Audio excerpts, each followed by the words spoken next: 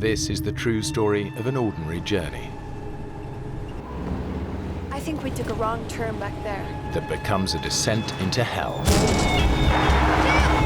Jim, stop! Oh, God. A family is lost in the wilderness for 9 days, in sub-zero temperatures with no food. Nobody knows where to look for them.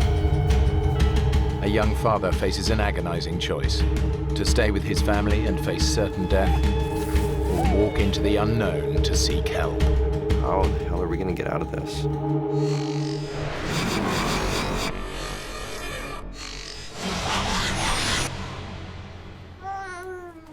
Okay, tiny bird.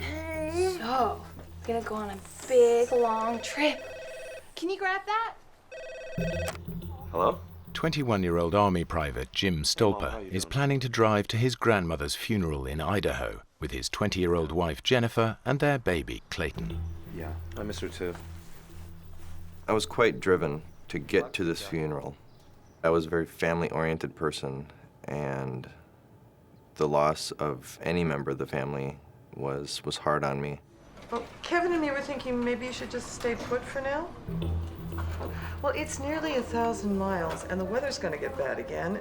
Jim's mother and stepfather are already in Idaho and growing concerned about the weather. Don't worry, Mom. I was getting a little nervous because it was snowy, blizzardy, and I really did not want him traveling because it was bad all across the area. Yes, of course, you're a great driver. Jim's mom told us not to come. No. She's like, don't risk the weather, just stay there. She didn't want us to go for reasons that we didn't think were good enough to stay back, so we decided, nah, we're leaving anyways.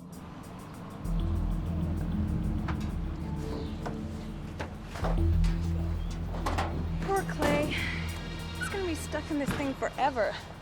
What is it, like a 13-hour drive? He'll sleep right through. Isn't that right, little boy? Are we good?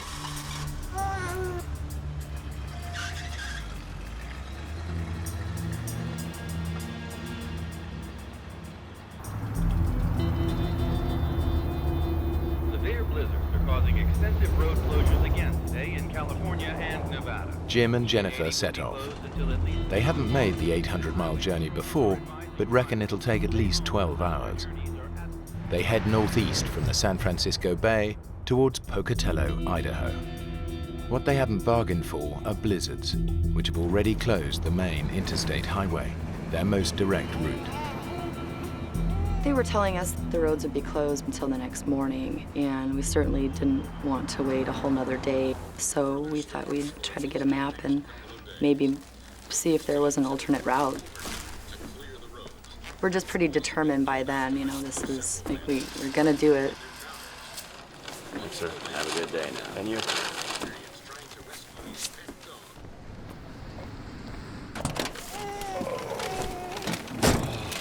Great. Okay, so blizzard's right here. The I-80's closed. Okay, let's go north and cut across east, which takes us onto the I-140 right here. All the way to Pocatello. We just thought, okay, here's where the roads are closed. This is the main part of the storm. Here we go. Let's take this road that goes way up and around it to try to just go. That's what we thought we were doing, was going around the storm. Little do we know it had already been through there and dumped a lot of snow on the ground. We could see dark skies coming from the west. It was getting to be late, and there wasn't much traffic. At one point, the roads got a little snowy, and we were a little concerned, so we stopped at a service station, and this is where we had chains installed.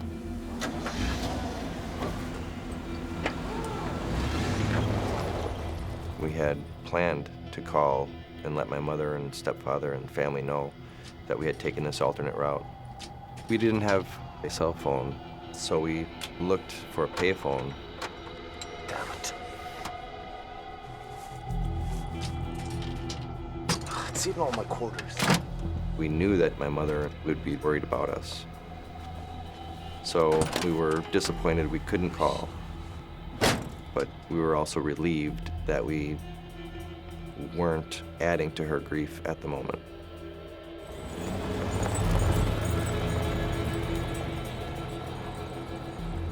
After a while, there wasn't any snow anymore. The road was pretty clean and bare. But when you have chains on your car, you can't make up any time. You just have to go so slow. I got out and I looked up and down the road and I didn't see snow on the road. I actually got down and felt it and it was dry. So we opted to take the chains off so we could make better time. You know, we were young, confident. We didn't know any better. We weren't experienced enough to know that things can get really bad really fast.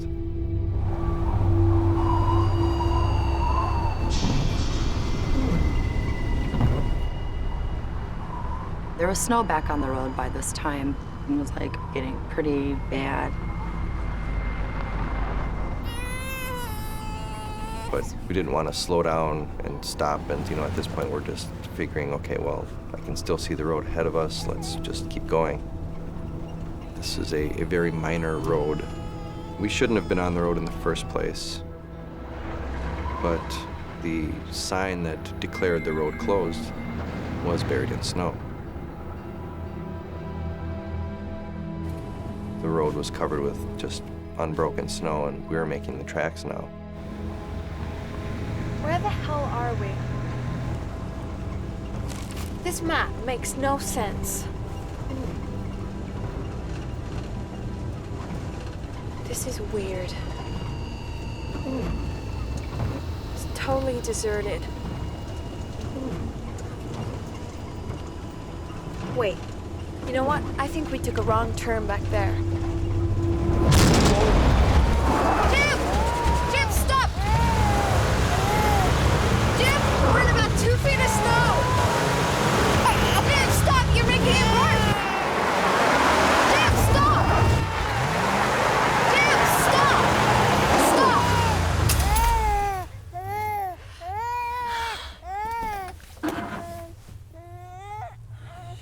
It's okay. Right there was when fear hit me, like, oh, God, wow, that's a lot of snow. That's pretty deep.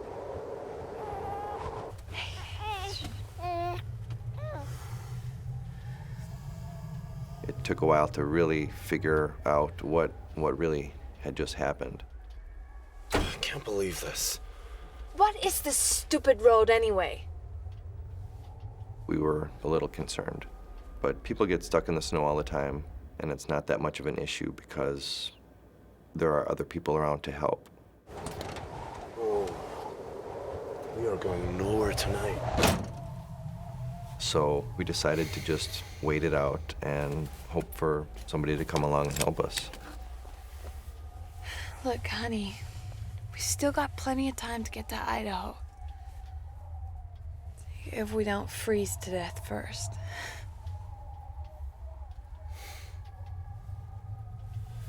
It's not the end of the world. We'll flag somebody down tomorrow and go get us a tow truck or something.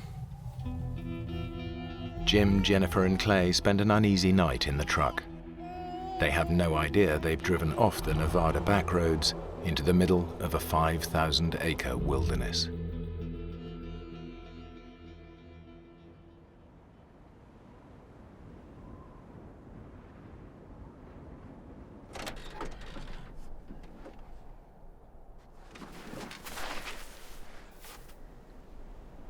Oh, God. Holy shit. What is this place? There's nothing.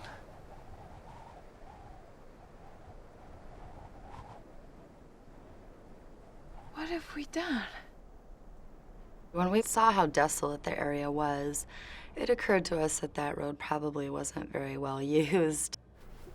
And I guess there's a little bit of anger at first, Gravel! because it looked main enough to us at the time. This isn't even a paved road.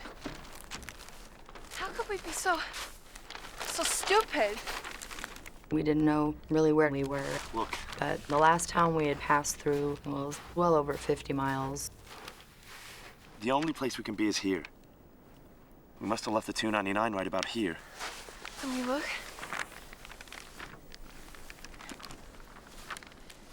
Wildlife refuge.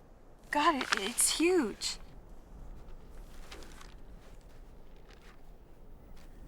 How are we gonna get out of here?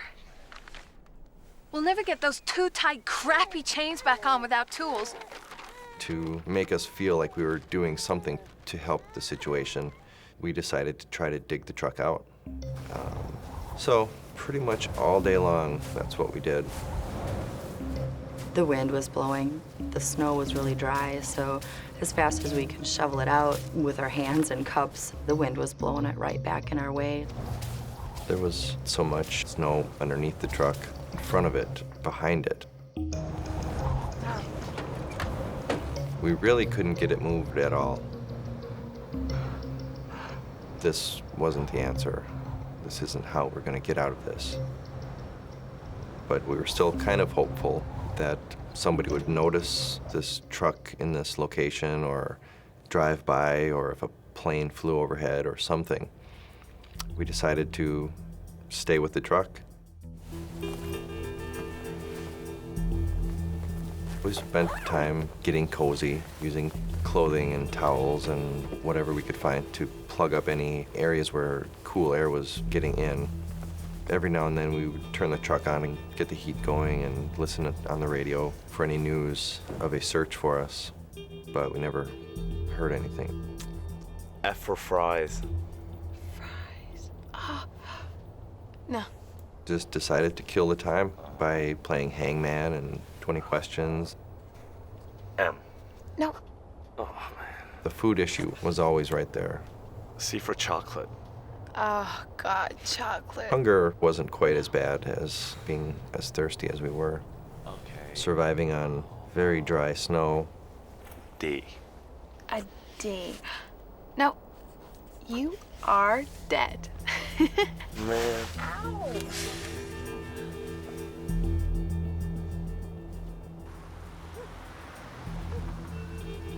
My stepson has no reason to go AWOL. He was granted leave, and he has to be at a funeral. We were getting very concerned.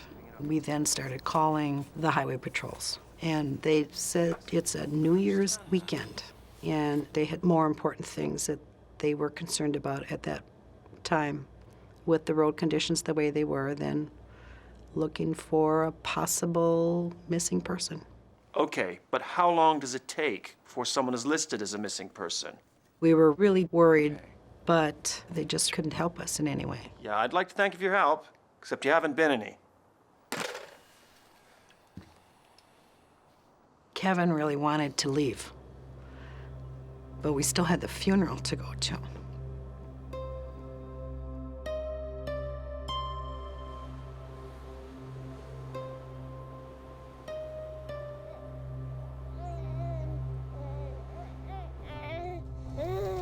Clayton was breastfeeding still, and we were just introducing solids into his diet. The little bits of baby food that we had left, we tried to ration to him in conjunction with breastfeeding as best we could. You want some fruitcake? You should eat, you know. We should have brought some real food. We had crumbs of this bag of chips and a fruitcake, which Jennifer didn't eat. She didn't like it and didn't want it. So I ate that, and that was all we had as far as food goes. We left my sister's house, left a note on the door for Jim and Jennifer just in case they would show up, to give them directions on where the church was and hoping that they would make it there. And we had to go to the funeral. Kevin and I had already packed our things the night before because Kevin needed to get back to the Bay Area. I'm so sorry to rush off, Jean, but we have to get home tonight. Kevin's gonna get some of his TV buddies to help us find them. Hey, everything's under control here.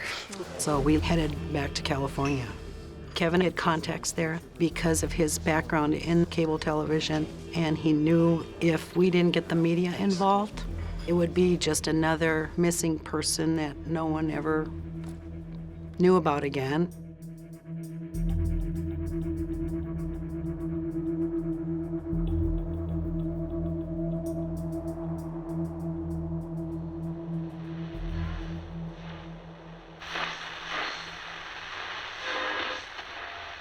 We should see sunny spells all across western Nevada. We knew that it's been days now and nobody's come, and we knew we were going to have to do something. And we had heard on the radio that the weather was supposed to clear up and get better on Saturday. Listen, I've been thinking. Nobody's coming, are they?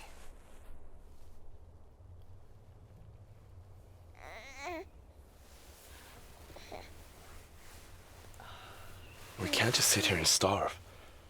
And if the weather's gonna break, then we could walk. We could make it to the highway. How far do you think, Jim?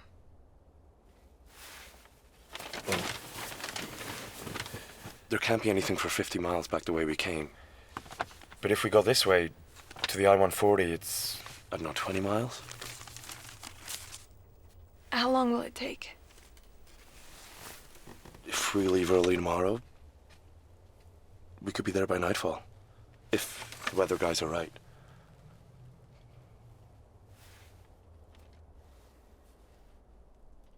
Okay. At least we'll be together, right? That's all that matters.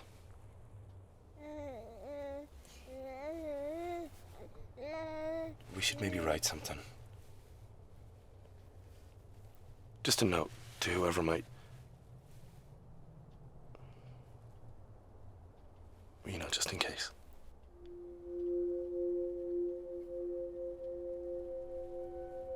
We wrote a will that was for our family, you know, as a last kind of goodbye.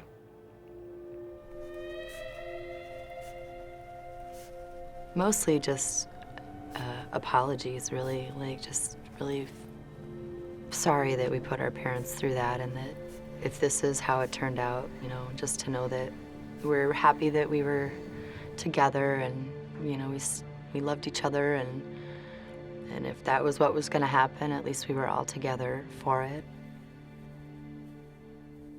If you are reading this, then we must be dead. Don't be sad. We tried our best to make it, but God must have wanted or needed us sooner than we thought. Our biggest regret is that we've lost time together. We honestly can't give a justifiable reason as to our whereabouts when this occurred. We were just determined to make it all the way to Idaho so you would quit worrying about us. Please cremate my body and bury Jim in the Forest Hills Cemetery by his grandfather.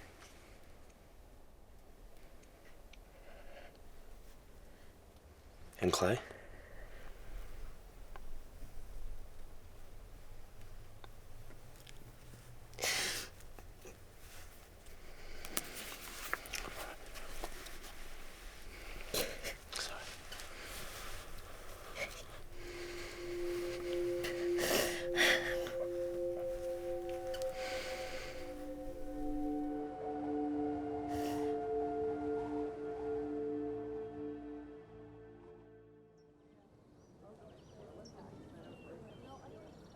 Things started happening quickly once we got home. Sandy, be sure and get on the deck at NBC. Kevin got some action going. Our house then became command central. It just became a zoo. All the news channels were there on a daily basis. And I think if we can get those press releases out to the local papers, I think that'd be a good start. It was just a very busy kind of time for everyone, trying to generate enough interest in these three people. Try not to worry. Kevin got a truck from a friend to go search himself through Nevada and California. He would have gone nuts sitting there, not being able to do anything. We needed to go. Nobody's coming. We're alone. We're gonna have to do something to get Clayton and ourselves out of there.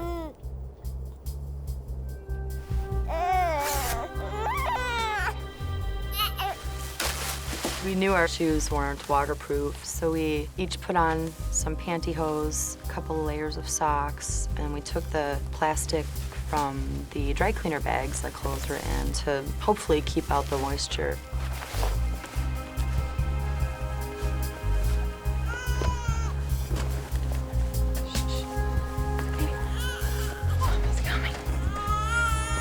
Okay, little boys. We had dress clothes to attend a funeral, tennis shoes, and comfortable clothes. We were not prepared at all for these conditions.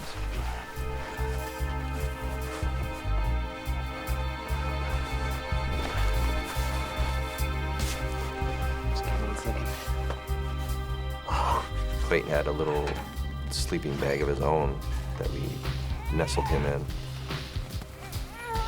And then used the adult sleeping bag kind of as a cushion and put him inside this garment bag to keep him sealed up from the cold and the wind.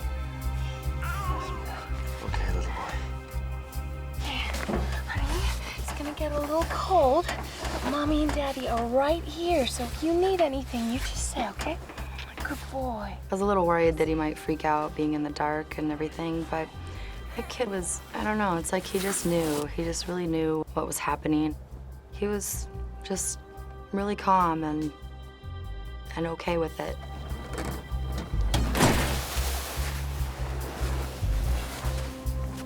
Okay? Yeah. So from then on, I was a horse and Clay was the carriage.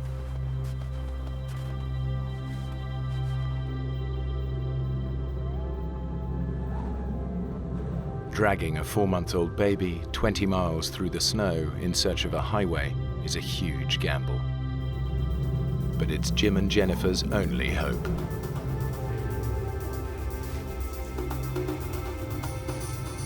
I would say on average, we were pretty much shin deep in snow.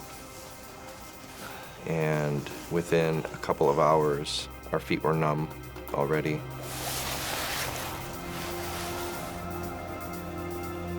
We were getting very thirsty, so eating snow was a full-time thing. Our mouths were tired and cold because we would be chewing on a mouthful of snow, trying to suck it and melt it and drink the water from it. And almost as soon as your mouth was empty, you're already reaching for the ground for more.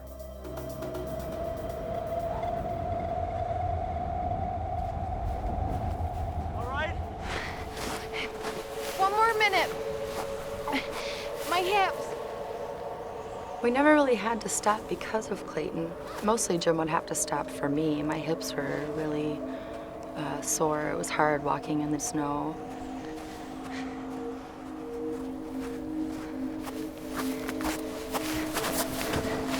Hey, hey.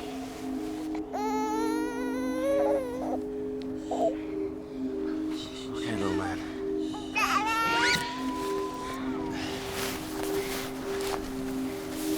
I wanted to get to help, but I also had to keep in mind that Jennifer was lagging behind and was weakening by the hour. So I had that on my mind, and dragging Clayton behind me was tiring me out. Finally, we saw there was a big hill, and that was a long, long walk to get up there. Just give us a second. We were both just exhausted. I was just over the hill now. Okay. We were so sure this highway we were looking for must be just beyond. At the very least, from the top of this hill, we'd be able to see it.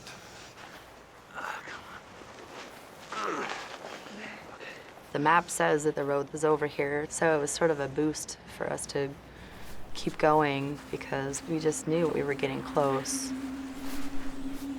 It's just taking us really long to get there.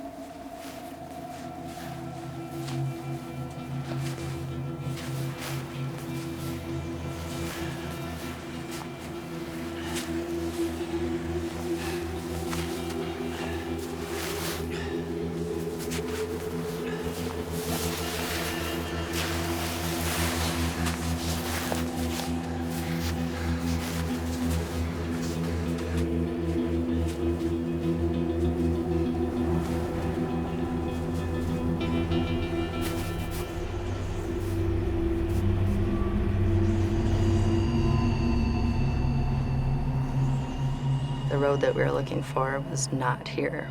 We were heading in the wrong direction or something, because there's just nothing.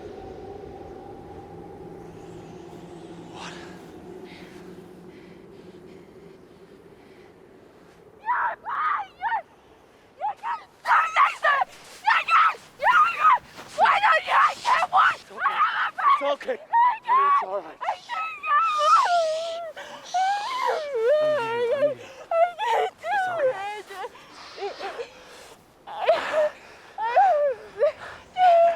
Honey, listen to me.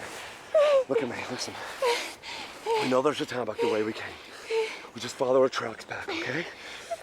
We'll follow the tracks, okay? It's all right. It's all right. After my total freak out, we just pretty much realized that's what we're gonna have to do now. We were just gonna have to turn around and go back, miles and miles to the truck. I can't. Come on. I got you. Ow. All right.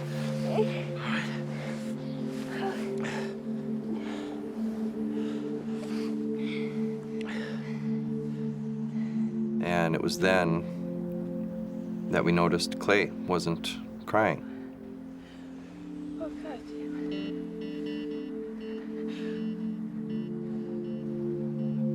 That was scary because every time we stopped, he would cry. And so when he didn't, we were both just so afraid, just freaking out, going, oh my God, why isn't he moving? And or making any noise.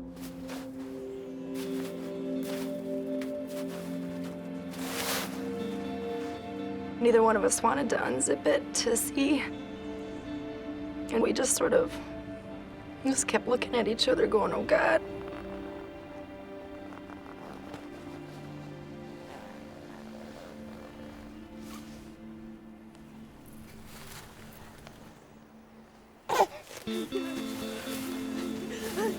And he was fine. He was still pink and okay, but that was really, really scary. If Clayton wasn't with us at that point, I just would have stayed there. I just would have laid next to him and not even cared anymore.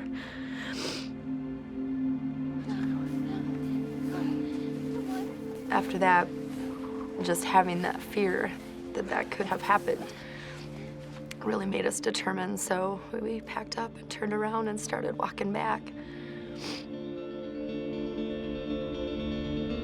The family has come within 12 miles of the highway. The nearest town back beyond the truck is 60 miles away. Hi, it's me. Anything to report? No. Look, I just need you to map a new sighting for me. I'm in a little town called Whiting, Nevada, and I've got a storekeeper here who thinks he might have sold some maps to a guy who matches Jim's description. Okay. By this time, we were getting information from people who thought they'd seen them. He thinks they might have headed to Reno. They had seen them south, they had seen them north, they had seen them along the highway with some strange person. And that horrible thought of maybe them being abducted came to mind because one of the callers had kind of suggested that maybe they had run into some bad situation Television executive Kevin Mulligan is following a trail of clues that he hopes... By that time, the Highway Patrol, the police, everyone had realized that these kids had not just run away. They were really, truly missing, and we may never see them again.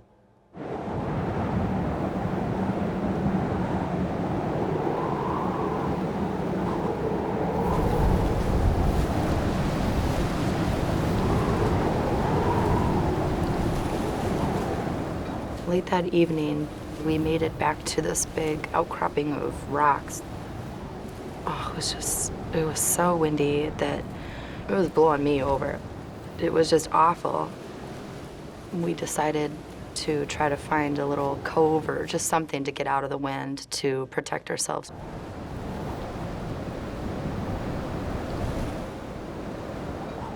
We just used a sleeping bag and just threw it over the top of our bodies.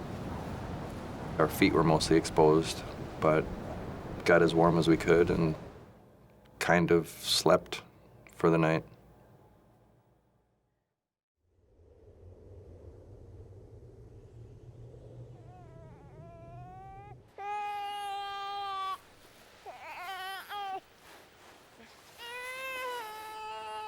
Jim? Can you hold Clay? Sure. There you go. Hey, little man. Okay.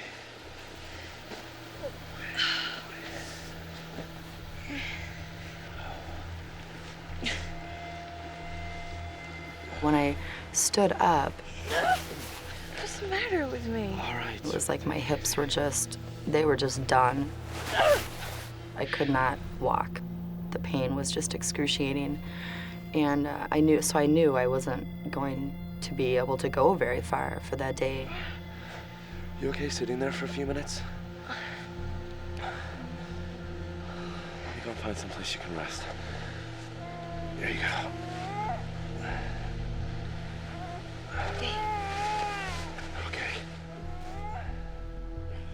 I knew I needed to walk, and I wanted to, but my body just wasn't gonna let me do it. So we looked around and found a little cave in the rocks. And I thought maybe we could all get warm and rest again. Are you okay in there?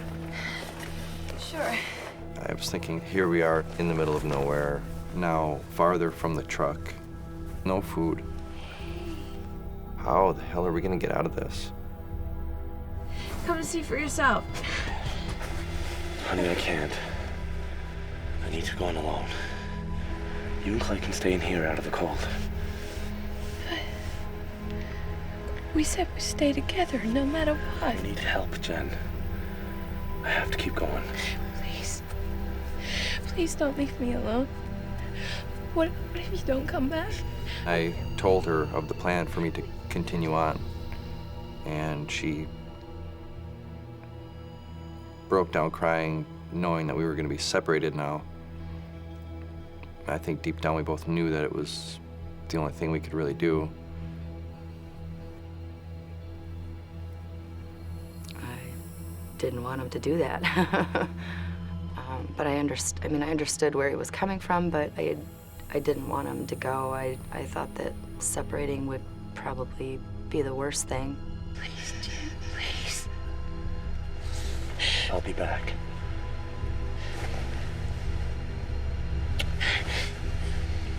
I promise. We kissed each other and told each other we loved each other, you know, just tons, and promised me that he would be back in 3 days.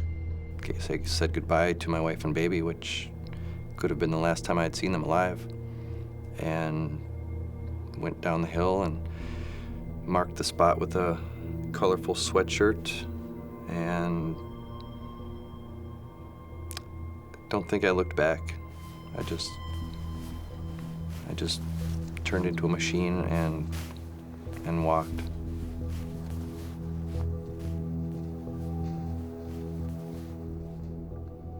It was Very, very frightening to watch him walk away. Very. I don't know, just didn't know if I was ever gonna see him again or if I was just gonna die here in the cave with my son or what, you know.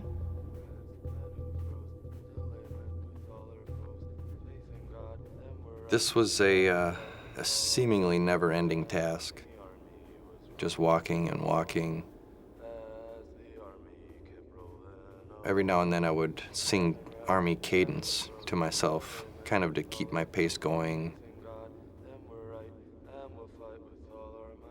But for the most part, I was stoic and single-minded, and, you know, I just couldn't stop. I just kept going and going.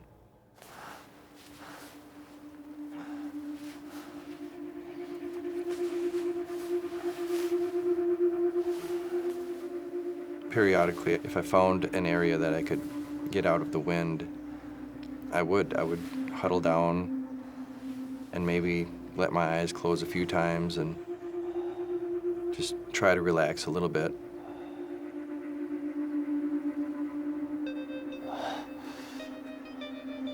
But I really didn't want to let myself sleep, just for fear that I wouldn't wake up.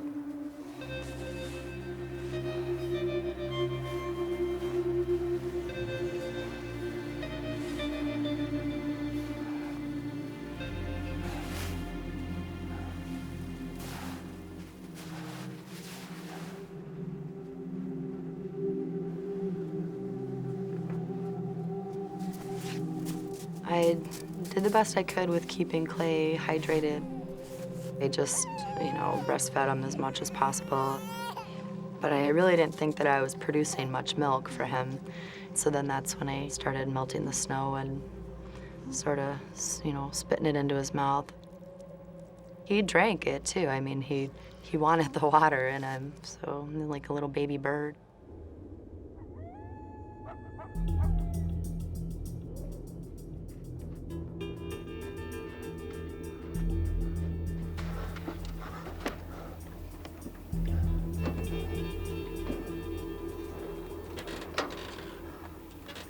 I got back to the truck that night, thankful that I was going to be out of the wind, and hoping that I could start the truck and feel the warmth for the first time in a few days. But since the truck had sat untouched as long as it did, it wouldn't come to life anymore.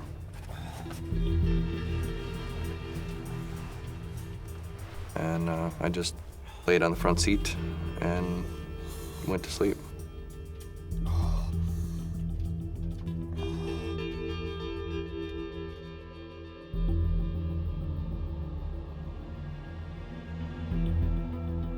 I woke very early, just started going again. Not too far down the road, I came across a sign. So I knew that I must be getting close to something.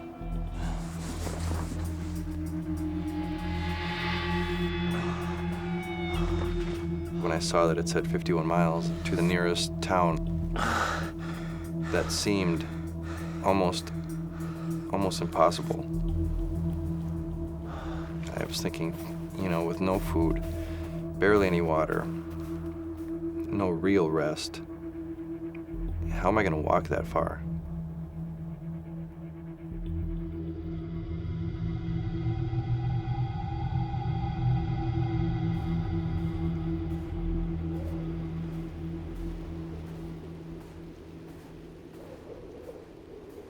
That extreme isolation was the hardest thing to deal with. Kind of like being adrift at sea and nobody knows you're out there. You could scream as loud as you wanted and a bird might hear you. There was one point I could have swore that I heard Jennifer's voice not 10 feet behind me. Keep going. Come on, Jim. Jim! It scared me because I thought, did she die? Is this her telling me to continue going because Clayton's still alive out there alone now? Or I just didn't know what to think. When the sun was shining, the snow would melt down and there'd be little puddles of water in the little nooks and crannies of the rocks. And I thought that maybe if I took a cloth belt, I could like suck on that to get water, anything just to get fluids in me. My feet really, really started hurting really bad. And my shoes were just frozen. I mean, they were solid. And I thought that it might be good to take them off, you know, to let my feet warm up.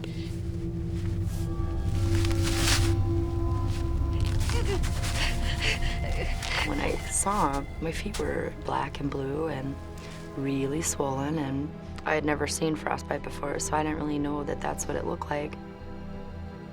They started hurting really bad as they were thawing. I actually put them back in the snow to numb them back up again. I just wanted to make the pain go away, you know.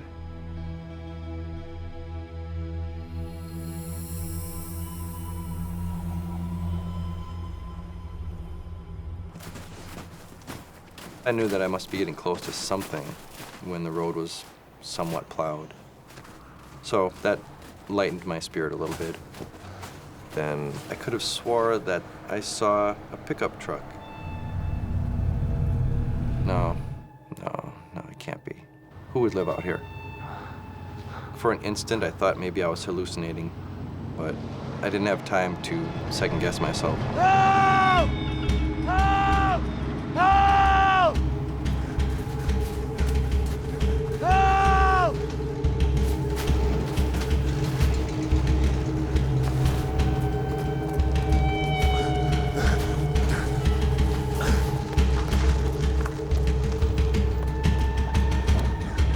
Listen, my wife and baby are out there.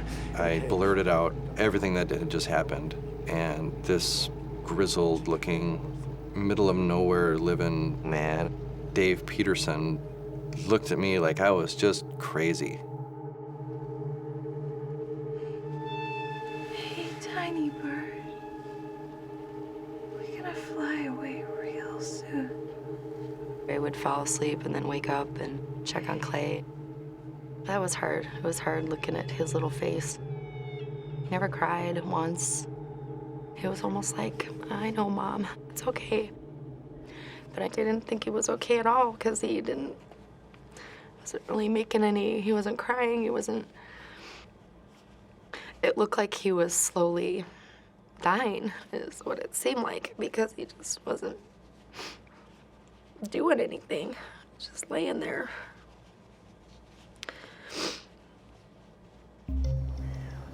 Dave drove me back to his house. They don't even have a phone there. So we radioed his coworker, Dusty. This is Dave P. Dusty, are you there? Over. Come in, Dusty. Come in, Dusty. Over.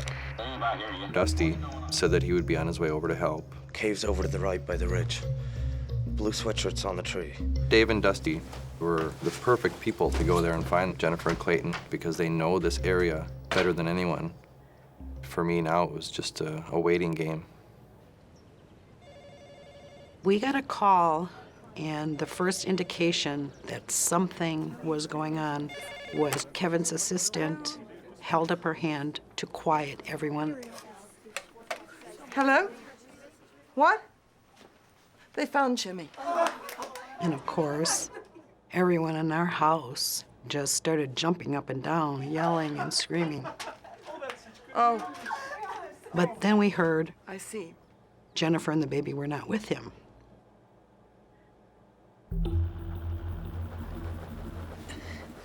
I had been sleeping. I woke up and I thought I had heard engine sounds. I didn't really know if I was still dreaming or if I was really hearing something. I sat there for a minute listening and I thought, okay, yeah, I think I really am hearing something here.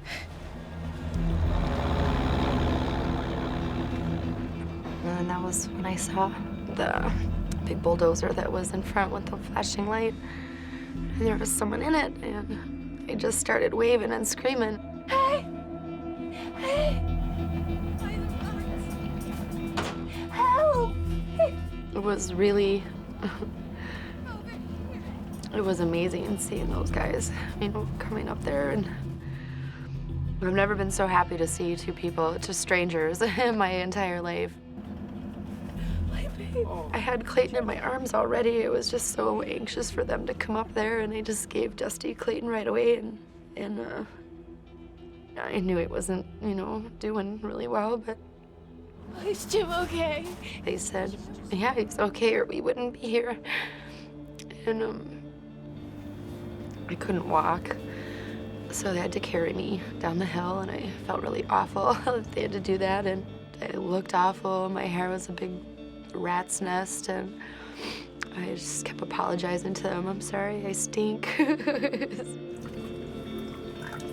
Oh, and I was just so thirsty. I just begged, just please, do one of you guys have something to drink? And Dusty had an orange in his lunch from work. Thank you. Oh, it just looked like heaven. I mean, it was like, oh, an orange flavor. I gave some to Clay, right? Just stuck the little wedge, like, right in his mouth. He just really started sucking on, nursing on it.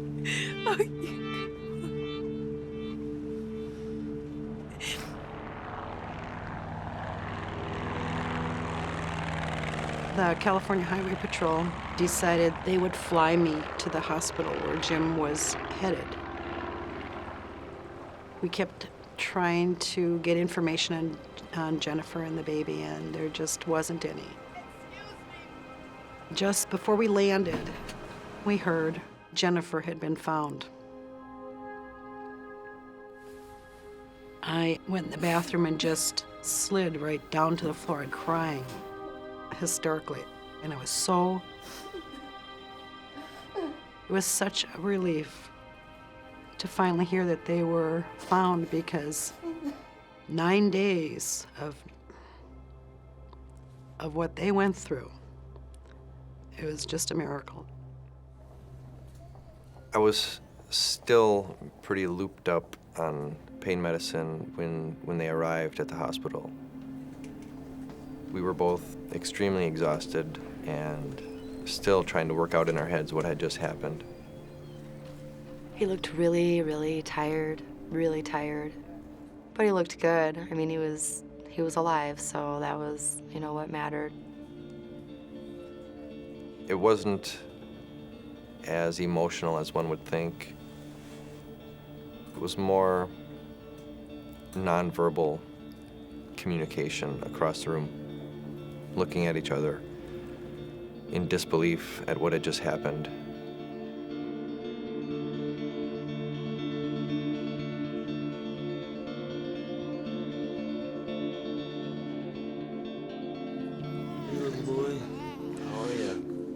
They told us Clayton was really, really dehydrated.